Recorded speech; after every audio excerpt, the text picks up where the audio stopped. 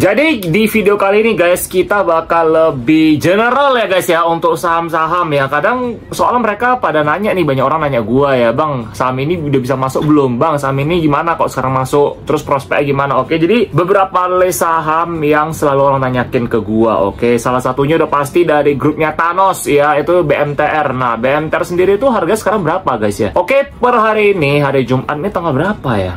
Ini tanggal 4 ya guys ya. Oke, nah BMTR itu ditutup perdagangannya itu di harga 216 ya, dimana ini masih sangat-sangat murah secara valuasi. Oke, itu cuma 0,22 kali PBV-nya dan PI-nya 4 kali ya, dimana utangnya juga kecil ya, dan laba juga besar 420 miliar ya, dan market cap dia itu 3 triliun. Oke guys, 3,5T, kita ngomong 4T lah, itu udah 10% ya, laba bersih itu udah 10% dari market cap dia juga, dimana itu kaidah value investing banget sih sebenarnya sih ya. Jadi ROE-nya juga gede ya. Ini kalau misalkan nanya gue apakah bisa masuk dan mulai cicil beli, bisa. Oke, dan ini masih murah banget ya, dan dia lagi gak kemana-mana ya. Kalau memang teman-teman yang pada nanya pengen masuk, silakan, karena memang secara valuasi murah, sangat murah, bisnisnya gampang dimengerti, dan juga utangnya rendah, dan pastinya laba juga besar ya. Dan dia salah satu market leader di bidang media ya. Oke, kalian udah tau lah apa-apa aja itu semua ya. Jadi harusnya kalian udah ngerti ya, kayak RCTI, kayak ya Global TV, dan lain-lainnya itu semua ya. Yuk kita langsung lanjut. Yang paling sering orang tanyakin ke gua, oke, SMDR. Nah, SMDR nih gimana sih? Jadi memang beberapa pekan ini SMDR tuh mengalami kenaikan guys ya. Oke, kenaikan yang cukup lumayan sejak April ya. Kenapa? Kalau ini menurut gua ya, ini cuman sentimen sesak doang sih ya, soal masalah perkapalan ya, kontainer. Cuman kalau gue bilang sih ya, kalau kalian mau nanyakin gue apakah dia bisa balik lagi ke zaman seperti tahun 2022, itu udah nggak bisa lagi sih guys ya. Jadi kalau misalkan kalian nanya gue apakah masuk sekarang masih oke atau enggak, ya kalau memang fokusnya tujuannya untuk investasi karena bisnisnya ya, berdasarkan bisnis ya, berdasarkan kinerjanya, oke, kalian udah analisa prospeknya bagaimana, bisa saja guys gitu loh. Ini kan salah satu boleh dibilang perkapalan tertua di Indonesia sih ya, dan memang di mana-mana gue kalau kadang gue di jalan juga nampak banyak banget kontainer-kontainer ya, mobil kontainer besar, samudra, kalau enggak apa, kalau di Cilincing gitu kan, perkapalan pelabuhan sana banyak ya kan, samudra juga ya, kantornya juga di mana-mana ada gitu kan. Jadi kalau secara bisnis sih nggak usah ragukan lagi ya, samudra Indonesia itu udah bagus ya. Jadi kalau memang kalian pengen beli silakan ya. Cuman kembali lagi gue bilang, ini adalah bisnis perkapalan, otomatis resiko dari bisnis perkapalan itu adalah penyusutan asetnya, di mana memang maintenance itu lebih tinggi guys. Oke, maintenance itu lebih besar, otomatis labanya tergerus. Ini karena memang kapal tuh mahal bro, nggak murah gitu loh. Lu mau kapal tongkang, kayak kapal kontainer, kayak kapal minyak, kayak offshore, kayak apa, kayak itu semua sama guys ya. Soalnya namanya teknologi gitu ya, apalagi kelautan yang memang risknya lebih gede ya, lebih tinggi, itu memang butuh maintenance yang sangat-sangat sering ya. Jadi kalau untuk industri perkapalan sendiri masih biasa-biasa saja bagi gua.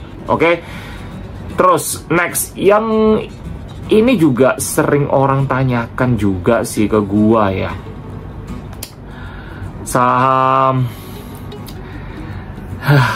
ini sih, ini menarik sih, saham Bumi. Bagaimana Bumi ya?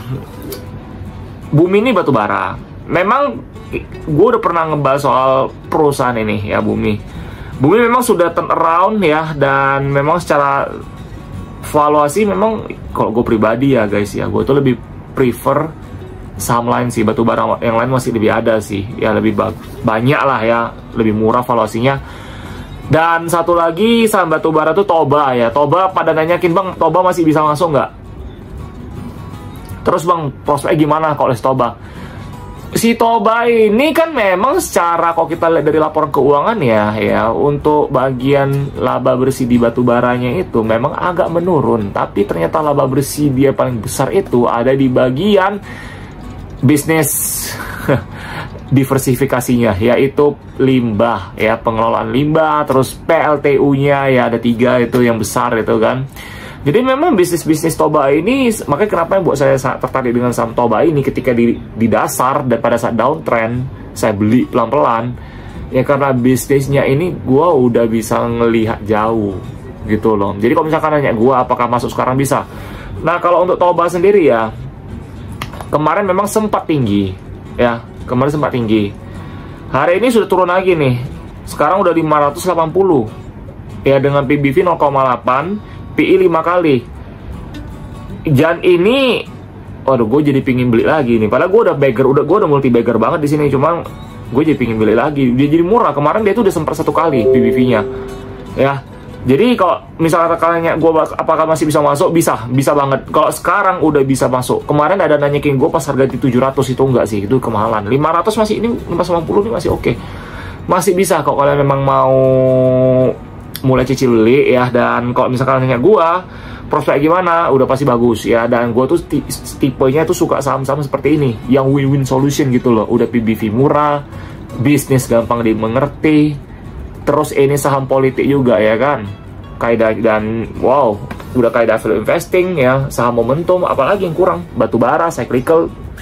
Jadi saham yang lu bagaimanapun tetap menang sih, lu mau bagaimanapun situasi tetap menang gitu sih. Jadi ini saham-saham paling bagus. Dan gue memang lebih demen saham-saham yang berbau momentum gini sih ya, batu bara, politik dan sebagainya ya. Jadi memang kita ikutin sentimen doang gitu, tapi jangan semerta-merta dari sana doang. Bisnisnya harus kalian ngertikan juga gitu loh. Kalian mesti beli apa yang kalian tahu gitu loh. Kalau kalian beli sesuatu yang kalian nggak tahu, itu judi jatuhnya. Oke?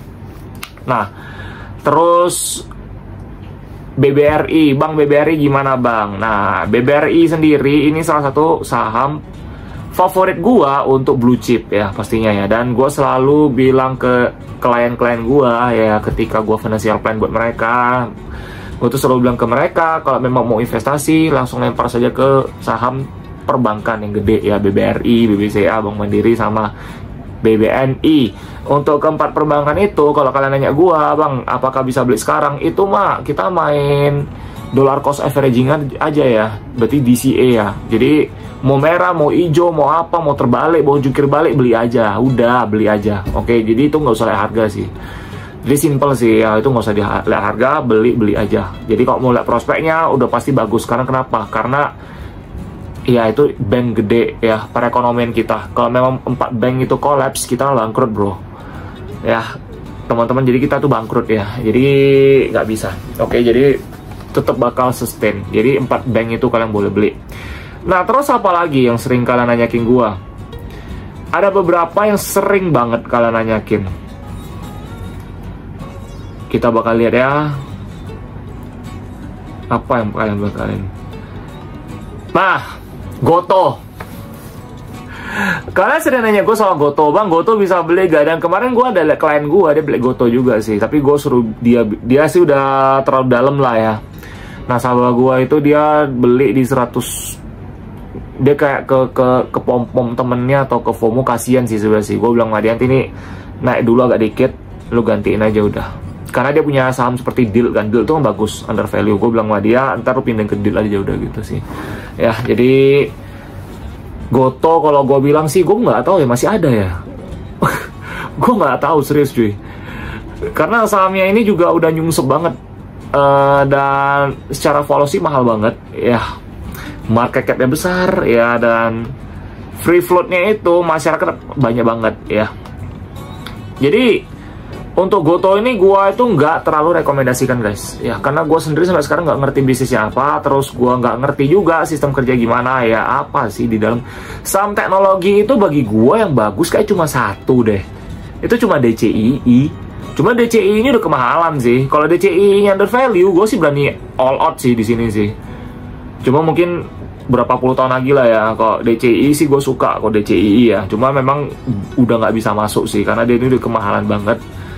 Cuman dari labanya itu tumbuh terus ya. DCI itu salah satu saham teknologi yang gue favorit sih sebenarnya sih. Grup dia Edge ya, DCI.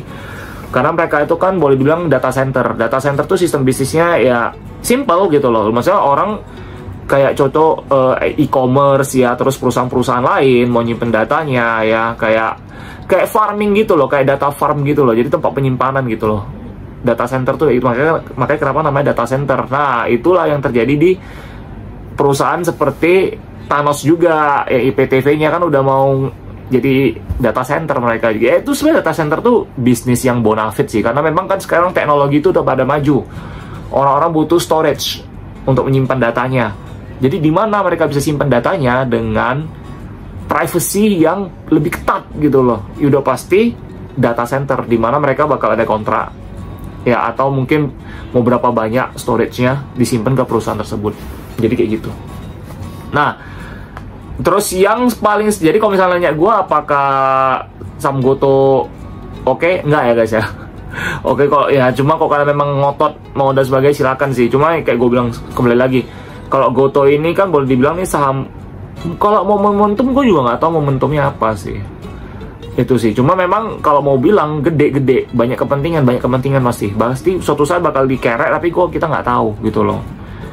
Oke, jadi gua nggak terlalu rekomendasikan itu ya. Terus sama apa lagi yang biasa kalian sering nanya gua? PMMP. PMMP ini salah satu saham yang gua udah pantau terus sih. Jadi dia ini kan udah murah banget di valuasinya nih.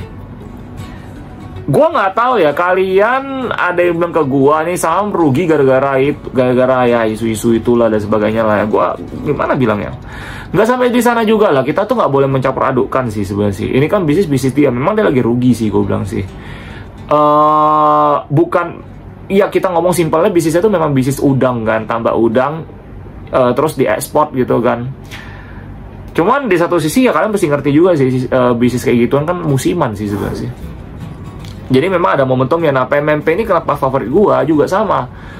Value investing, valuasi murah ya. Bisnis gampang dimengerti. Saham politik juga, saham momentum juga. Jadi ini win-win solution sih. Ini kayak value investing sih ya. Oke, jadi kalau kalian nanya gua apakah ini bisa dicicil beli? Ini menurut gua ya, kalau kalian ingin cicil, kalian bisa cicil ya.